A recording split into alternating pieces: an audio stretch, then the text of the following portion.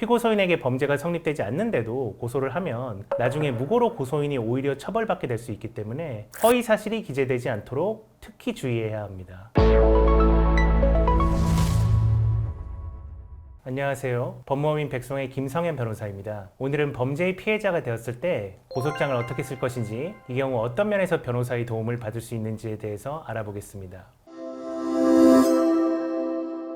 고소장은 어떤 내용으로 구성이 될까요? 고소장은 고소인란, 피고소인란, 범죄 사실, 고소 취지, 고소 이유로 구성이 됩니다. 범죄 사실란은 피고소인이 어떠한 범죄를 범하였는지 그 사실관계를 작성하는 부분이고, 고소 취지는 피고소인을 어떠한 범죄로 고소하니 처벌해달라는 취지를 작성하는 부분이고, 고소 이유는 사건이 발생한 경위, 피고소인이 구체적으로 어떻게 범행을 하였는지를 기재하는 부분입니다. 고소장의 범죄 사실은 어떻게 작성해야 할까요? 범죄를 구성하는 핵심적인 요건을 구성 요건이라고 하는데, 그 구성 요건에 맞게 핵심적인 사실을 작성해야 합니다. 예를 들어 사기죄의 경우에는 피고소인이 피해자를 어떻게 속였고, 그렇게 해서 피해자는 어떠한 재산적 처분을 했는지를 기재해야 하고, 횡령죄의 경우에는 피고소인이 어떠한 지위에서 피해자의 재물을 보관하다가 어떻게 권한 없이 처분했는지, 배임죄에 있어서는 피고소인이 어떻게 임무에 위배해서 피해자에게 재산상 손해를 가하고 자신 또는 제3자에게 재산상 이익을 주었는지를 기재해야 합니다. 그 밖에도 범죄 사실에는 피고소인의 범죄 행위가 언제 어디서 이루어졌는지 그 핵심적인 정보를 기재해야 합니다.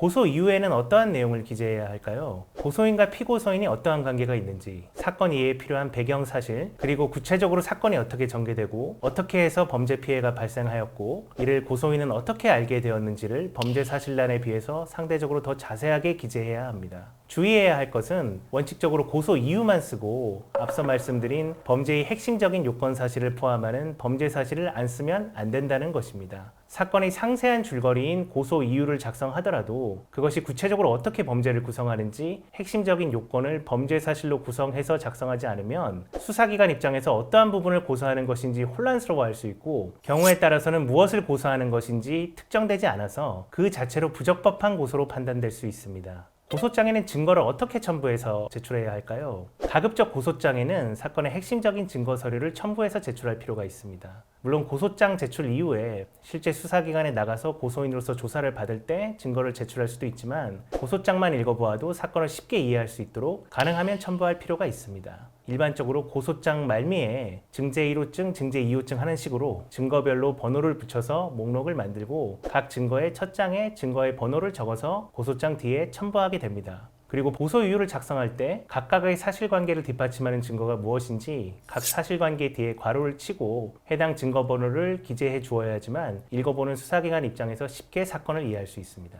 고소장을 작성해서 제출할 때 주의해야 할 사항은 무엇일까요? 피고소인에게 범죄가 성립되지 않는데도 고소를 하면 나중에 무고로 고소인이 오히려 처벌받게 될 수 있기 때문에 허위 사실이 기재되지 않도록 특히 주의해야 합니다. 그리고 범죄에 따라서는 고소 기간에 제한이 있는 경우가 있을 수 있기 때문에 이에 대해서 고소 기간을 놓치지 않도록 미리 검토해야 하는데, 이는 상당히 전문적인 부분이므로 변호사의 도움을 받을 필요가 있습니다. 한편으로는 고소장이 제출되면 상대방인 피고소인이 정보공개 청구를 통해서 그 내용을 확인할 수 있다는 점도 유념하셔야 합니다. 고소장의 내용이 지나치게 자세하게 구성되면 상대방인 피고소인의 정보공개 청구로 고소인의 전략이 수사가 진행되기 전에 미리 노출될 수가 있습니다. 이를 방지하기 위해서 경우에 따라서는 고소장을 핵심적인 내용 위주로 최대한 간략하게 작성해서 제출하고 추후 수사기관에 별도의 보충 의견서를 제출하는 방식도 고려해 볼 수 있습니다. 고소장 작성 시 어떠한 면에서 변호사의 도움을 받을 수 있을까요? 우선 피고소인의 행위가 어떠한 범죄에 해당하는지에 대한 검토, 그리고 범죄 사실과 고소 이유를 핵심적인 내용이 누락되지 않고 쉽게 이해할 수 있게 작성하는 것이 매우 중요한데, 이는 법률 이론에 대한 이해뿐만 아니라 상당한 경험이 요구되는 부분입니다. 고소사건이 단순히 고소장을 제출하면 수사기관에서 알아서 하는 것이 아니라 고소장에서부터 제대로 작성해서 제출을 해서 첫 단추를 잘 끼워야지만 결과가 좋을 가능성이 높아지기 때문에 경험이 많은 변호사의 도움을 받는 것이 큰 도움이 될 수 있습니다. 고소장을 제출한 후에는 어떻게 사건에 대응해야 할까요? 고소장을 제출하면 수사기관에서 고소인을 소환해서 어떠한 이유로 고소를 했는지 그 진술을 청취하게 되는데, 이와 같이 조사를 받은 이후에도 적절한 시점에 담당 수사관에게 연락해서 피고소인에 대한 조사 시점, 조사가 이루어졌는지 여부, 피고소인의 주장에 대해서 파악해 볼 필요가 있습니다.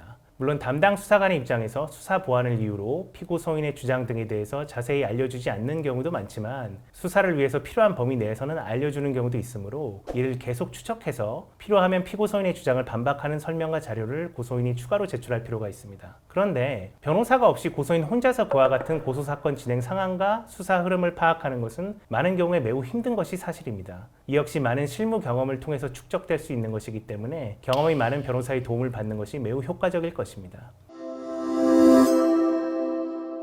오늘은 고소장을 잘 작성하는 방법에 대해서 알아보았습니다. 범죄 피해에 대해서 고소장을 제출해서 피고 소인의 처벌을 구하려는데 준비하시기 막막한 경우 변호사의 도움을 받아보시기 바랍니다. 오늘 제가 준비한 영상은 여기까지입니다. 영상이 마음에 드셨으면 구독과 좋아요 부탁드립니다. 감사합니다.